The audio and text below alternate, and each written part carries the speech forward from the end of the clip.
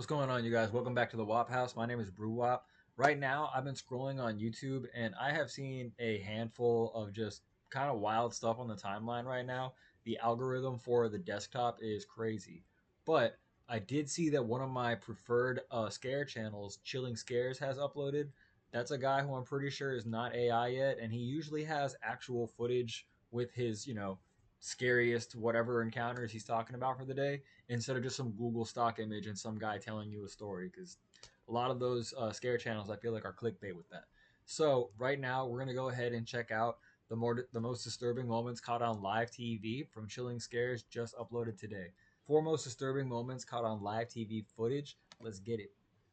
On the morning of August 26, 2015, WDBJ reporter 24-year-old Allison Parker and her cameraman 27-year-old Adam Ward visited the Bridgewater Plaza near Smith Mountain Lake in Virginia.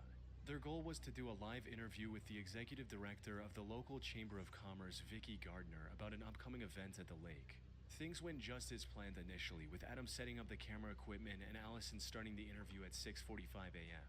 What none of them knew, however, was that they were about to become the victims of a crazed stalker. Just seconds into the interview, an armed man walked up to the group and opened At 6:45 in the morning, they're doing interviews. fire. The Uh, live feed cut oh hell no, that's terrifying. back to the in-studio reporter, who was just as shocked at what happened as the many viewers watching live.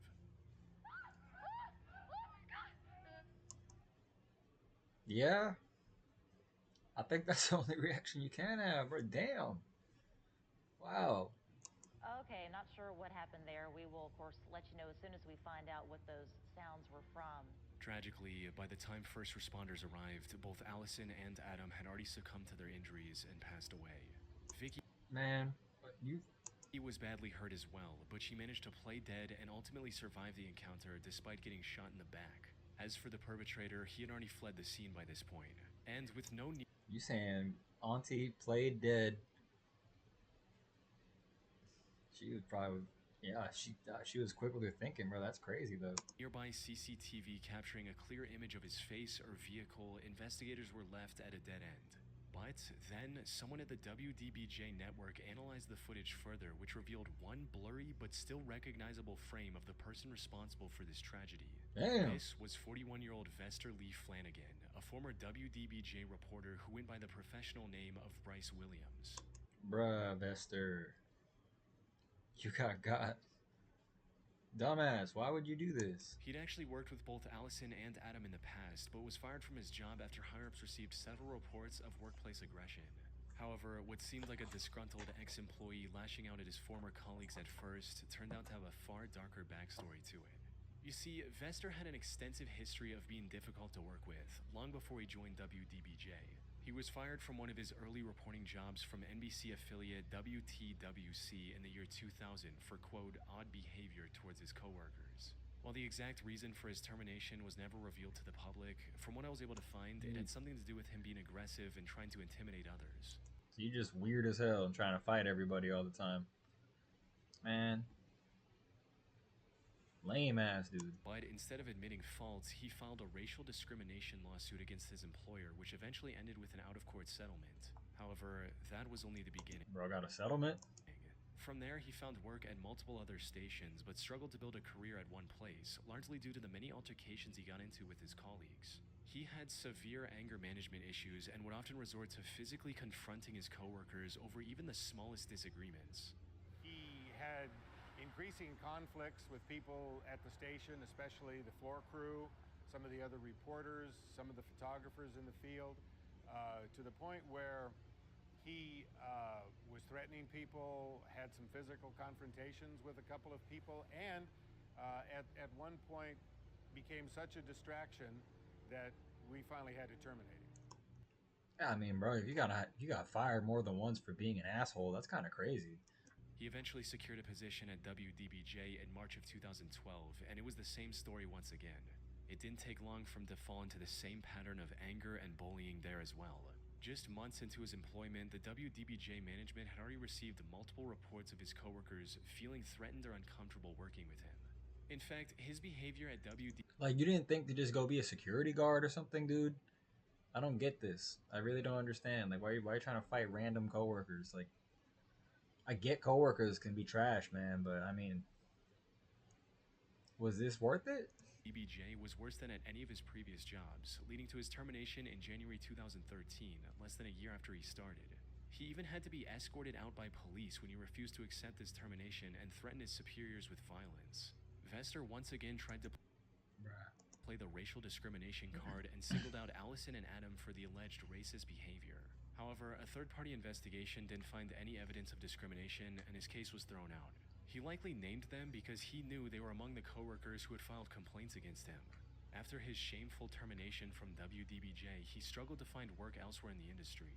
And his resentment against the two colleagues he believed had destroyed his life only grew with each setback. This resentment reached its tipping point on the morning of August 20. You blaming everybody but yourself, dog. That's your first mistake right there. Like every job done told you chill the fuck out, and you just that's just sad, man. I don't know. You gotta attack people before the sun even is finished coming up. That's fucking just malicious. I hate that. 2015. He tracked down where Allison and Adam were doing their next job and stalked them as they were getting ready to go live. As soon as they began the interview, Vester walked up to them and opened fire. But this was only part one of his plan. You see, while Adam's camera did catch Vester for a split second, the footage wasn't clear enough for the investigators to name him as the prime suspect with complete certainty. Fortunately, this doubt vanished quickly when, at 8:26 a.m., Vester faxed a 23-page manifesto to ABC News, admitting to everything. Though most of these pages were filled with nothing more than the incoherent ramblings of an extremely angry and mentally unwell man. In them, he described himself as a human powder keg just waiting to go boom, how he was angry at the world, and mentioned the Charleston church incident as his tipping point. How that connected to him taking the lives of his former coworkers was never entirely clear. Then, This just goes to tell you, man, the world is a scary place right now. And this even back in 2012, you had motherfuckers reacting to what's going on right now and just not knowing how to go about their day. And it's impossible to tell someone that, man. Like these days, tell people you care about them and just be nice, because this man lost his job, and a shooting on the other side of the country is what finally sets this man off. So again, man, just be nice. Try to see where people are at, because this is the most easily avoidable thing. at 11:14 a.m., he also uploaded a video of the crime he'd recorded from his point of view on Facebook. This left no doubt that Vester was the one behind the incident, prompting an immediate nationwide manhunt. Tracing his cell phone allowed the officers to find him on the highway, attempting to flee the state in a rented vehicle at 11:20 a.m. But when they tried to pull him over, he sped up and eventually crashed onto the side of the road. And before the officers could reach his car, he decided to end the chase with the firearm he had on him, bringing the manhunt to a sudden, shocking conclusion.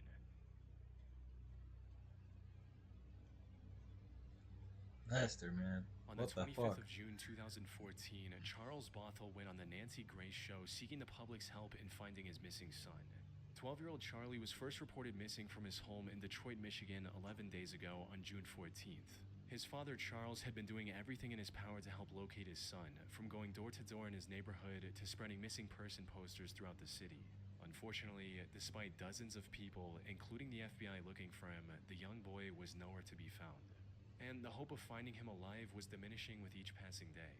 Appearing on live TV was Charles' last-ditch effort to raise awareness about his son's disappearance, hoping someone with information might see the show. However, just minutes into the broadcast, the interview took a bizarre turn when This is the type of shit that kind of gets me, man. This is the second case of a missing kid that is also a minority that the FBI supposedly got involved in and did nothing about. I'm talking about, y'all done heard about the David situation and that tragedy going on with that, bro. So like, you telling me this 12-year-old kid, the FBI came and all you did was walk around the neighborhood one time? Like, how do y'all? I know the answer, man, but it's just I don't like that shit, bro. I wish fucking people will at least put kids like on that pedestal, on that priority, bro. Like just protect them. That's fucking I don't know, it makes me hot. Nancy received a report that no one expected. The father of the missing 12-year-old boy, Charlie, with me is his father, Charlie Bothell. Charlie, we're getting reports that your son has been found in your basement.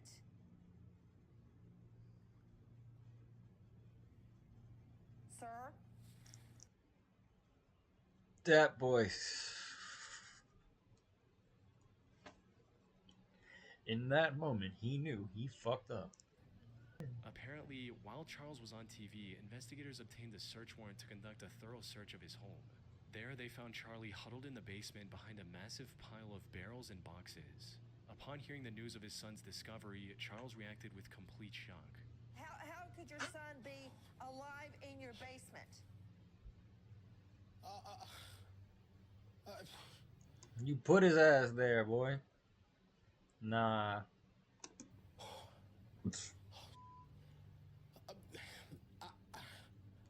I have no idea.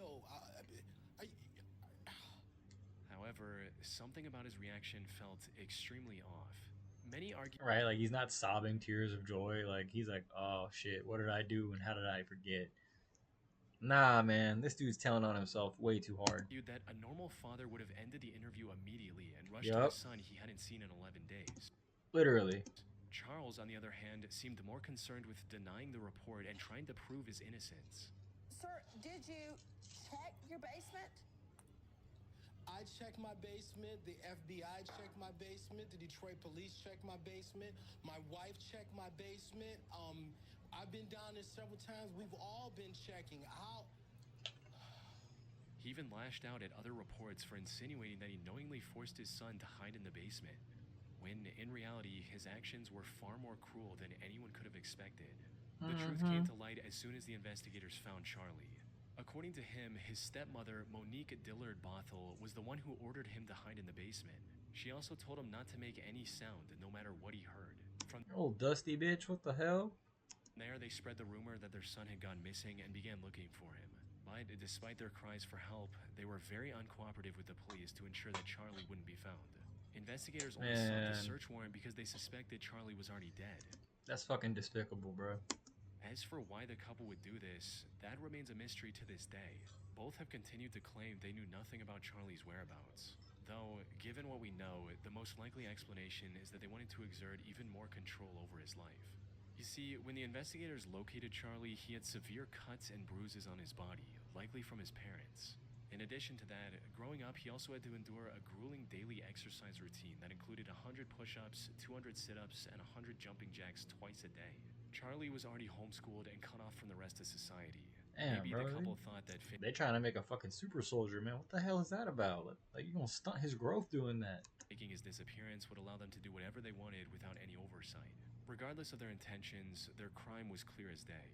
The two were arrested shortly after and stood trial over the upcoming months, with Charlie himself coming forward to testify against them.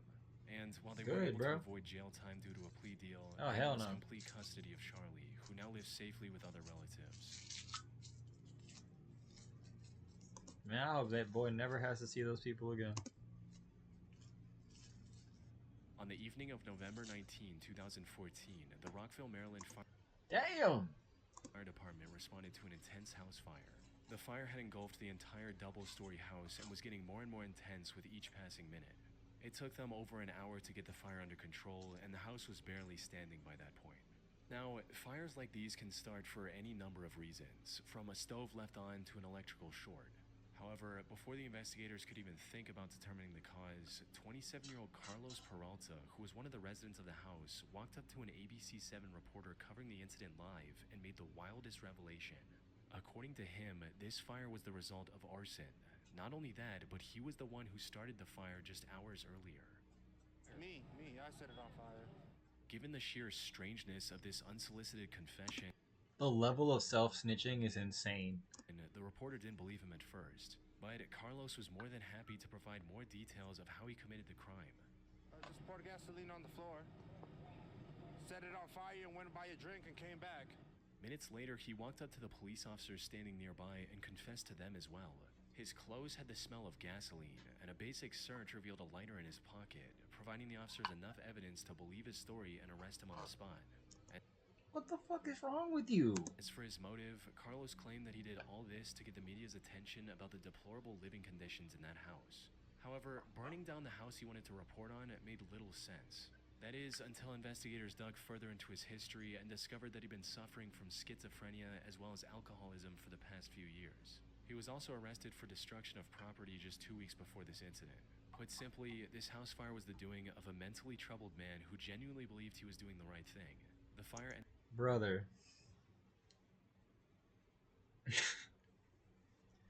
I don't mean to laugh at them at anyone who has, you know, something that they have to that they live with like that, but man, you weren't helping.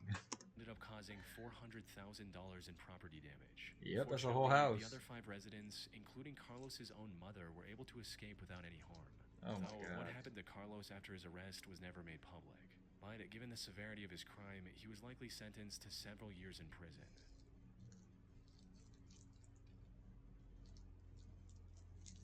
On July 27, 2007, news helicopters in Phoenix, Arizona were reporting on a live police chase that was happening in the city.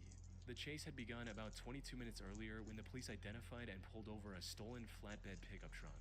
In an attempt to avoid arrest, the driver, 23-year-old Christopher J. Jones, reversed into the police cruiser and tried to flee the scene. Unfortunately for him, word of the chase got out quickly, and minutes later, 6 different helicopters were tracking his every move.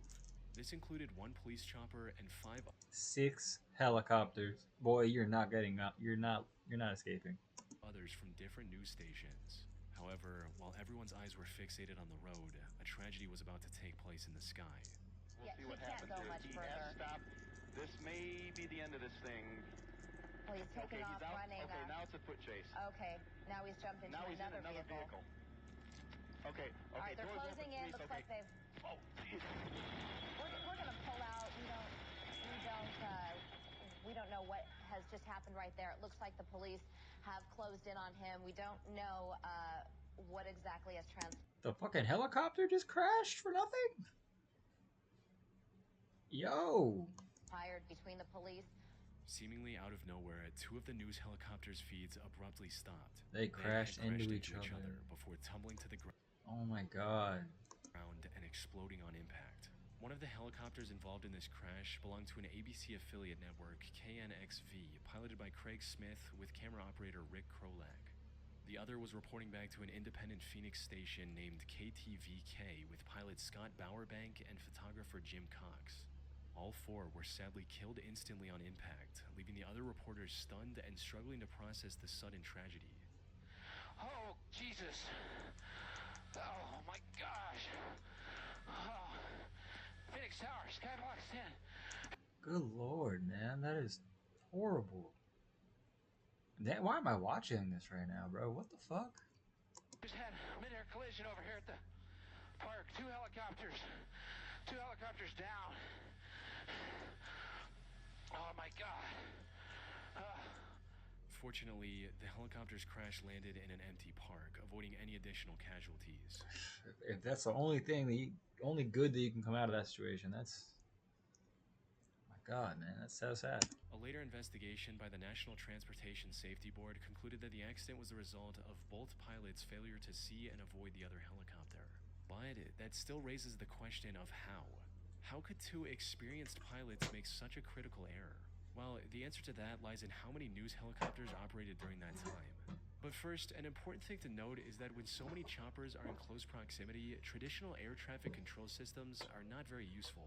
Instead, the pilots are instructed to operate under visual flight rules. In other words, they were responsible for keeping an eye on their surroundings and maintaining safe distance at all times.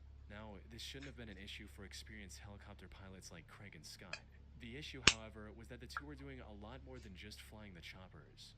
Not only did they have to monitor multiple communication channels with other helicopters, air traffic control, and the network, they were also reporting live on the action below as it unfolded before them. While juggling all these responsibilities, one of the pilots briefly lost awareness of their surroundings for just a few seconds. Tragically, that was long enough for the helicopters to drift too close and collide midair. The only silver lining was that the incident led to major reforms in news helicopter safety, including news stations using a shared single helicopter feed and studio ground-based reporting, measures that continue to save lives to this day. Yeah, bro. Hey, y'all. I didn't say it was going to be an easy one. We're going to probably have to play some games or go on to some whimsy after this. That was Chilling Scares, 4 most disturbing moments caught on live TV. Let me know if y'all was messing with this one or if I should just stop watching Spooky Reacts or what are we doing. Because this one was kind of crazy. My thoughts go out to all the families of anybody that passed away in this video. What the hell? Um, yeah, that's just tragic. But hey, holla at me. It's Bruwop. This is the Wop House. Watching a couple spooky videos in the afternoon because it's the daytime and I ain't trying to go to sleep. Thinking about all this. So probably moving on to some games. Holla at me. I'm on Twitch, YouTube, Instagram, TikTok. Bruwop on all platforms. Peace.